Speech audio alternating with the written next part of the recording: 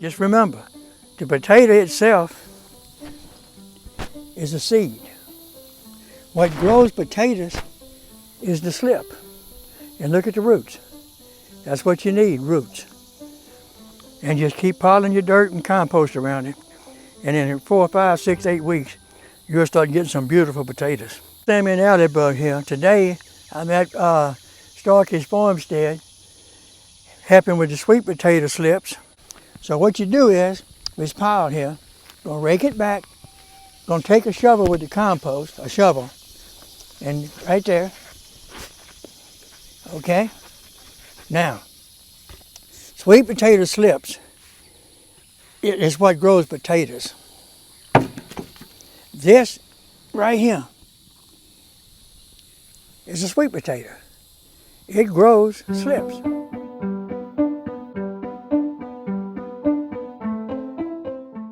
That's what makes new sweet potatoes. Just won't. You plant this, you're gonna get bukus of slips, hundreds of them. But you're not gonna get many potatoes. When you take these slips off that potato, you take them and you set them in water. And in that water, look at the roots. In just a couple of days, look at the roots. Then you come right here, rake back the hay and stuff, and you plant these slips. Okay? These slips is what grows sweet potatoes. Now, as that slip grows and gets long, like these, you want about that much sticking out the ground all the time. So what you do, as time goes by, you add a little dirt, a little compost, and you keep on doing that. The old people call that a potato hill of potatoes. Sweet potatoes, Irish potatoes, it don't matter. You make a hill. As it grows, keep your hay and stuff, compost, around it. And as they come higher and higher and higher, you just keep adding. And then it's a little late in the year almost. You have time along the coastal states to grow your potatoes now. Much longer, it'll be too late to put them in the ground. You'll be lucky if they make. Thank you, like and subscribe. Okay, so I have never grown sweet potatoes in my life. So that's why my dad's here, that's why he's my farm manager. How much space am I going to need for this one slip? Okay, so this one's in the ground. I'm gonna add a little water here in a minute. My next question is, because we're no-till, right? So I'm not going in the ground, but where do I put the next slip? How much space am I gonna need? Hopefully so your diameter here? Yes. You can take and move your hay back and build your bed and put every one of those slips.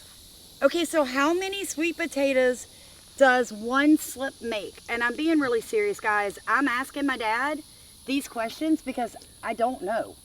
And if you don't ask, you'll never know. So, Daddy? One slip can produce a tremendous amount of potatoes. Like 20 pounds? It might be 5, might be 4. It depends on your ground, but you got good ground here. All right? If you keep, like I said, build your compost and watch them. As they grow, keep adding your compost around them. And you can build a bed like this. That's why they call it a hill of potatoes. Right, but is that, well, I guess what I'm saying is, why would I put all my slips real close? Wouldn't that... Leave them a foot or so apart. Okay, so about a foot. That's well, what I'm asking. Let me try to rephrase that answer. Those slips will produce a tremendous amount of potatoes as long as the dirt is loose and fluffy. Hard clay, 1 or 2 potatoes and they're struggling. Yeah, I know. I found All right, now with a good bed, and that's why the old folks say a bed of potatoes. You bed, you can put them like a foot apart. You can put up one of them slips right there and keep adding that compost as they grow and keep this covered. Well, you know, for moisture and all that, and grass control. And you'll wind up, you won't believe the potatoes you'll get. Now, my next question, and it might be dumb, but on the sweet potato slips, basically, the potatoes are coming from the root zone. That's right. So as the slip grows and I raise up the compost and the hay, I'm gonna get potatoes like that, right? You're going to get more roots and more potatoes. Okay. It's going to keep right on rooting. So basically, as the mound goes up, the potatoes are basically stacking up like Yeah, that. and usually, naturally, the ones on the bottom is the first to come out. They're the biggest. And the higher it gets, they'll keep on producing, they'll get smaller and smaller. But now if they're in the ground long enough, they'll all size up. They'll size up, believe me. Wow. And Daddy, when will I know it's time to harvest the sweet potatoes? Because I Basically, don't know. You just come out here one day and take your hand, because you got good dirt, slide in under and feel. So you're not going into that hard ground. No. This is definitely a no-till version of doing your put it sweet down. potatoes. Put it on down there. Okay. Deeper. I see what you're saying, but I think I'm basically at the end. Okay. So then we have to do this with the compost, okay, right? There you go. Because you want them roots well covered. Okay. But if you do that, like I said, and keep this good moist loose dirt around them, you're not going to believe. Now that one there, you can go on up on that one right now. Now should I take the leaves off? No. As I cover? No. Okay. Just let it alone. It'll take care of And itself. this rotted hay, guys, encourages earthworms. They love it. And so I'm excited. This is trash hay. I know it doesn't have grazon in it because I know who I got it from. So know who you're getting your hay from.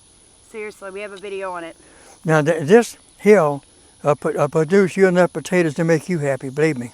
Right. The trick, like I said, I'd like to be able to sell some, but I like to plant just a few things when I'm first learning, because I want to know everything about it. If you plant 20 new varieties of plants that you've never planted before, you're gonna lose. You're gonna lose. My dad told me that when we started the 1/4 acre market garden. He said stick with tomato, squash, zucchini, pumpkin, maybe some bell peppers, and we had 5 things on a 1/4 acre last year. This year we've got like 18 because we learned.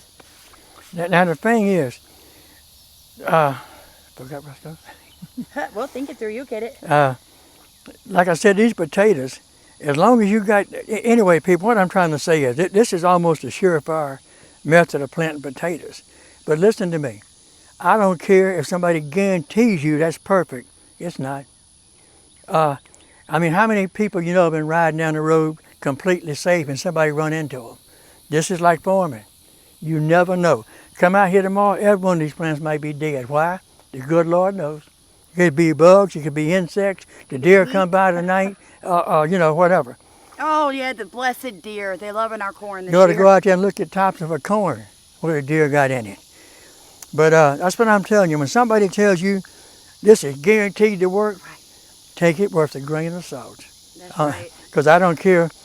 You might get it perfect every time, and you might never get it perfect. And something else my dad taught me, what works on his property 20 minutes from this area right here may not work here at Starkey FarmStead. That's right. So when you're watching videos, you have to know what zone people are in, what climate they're in, what their humidity levels are.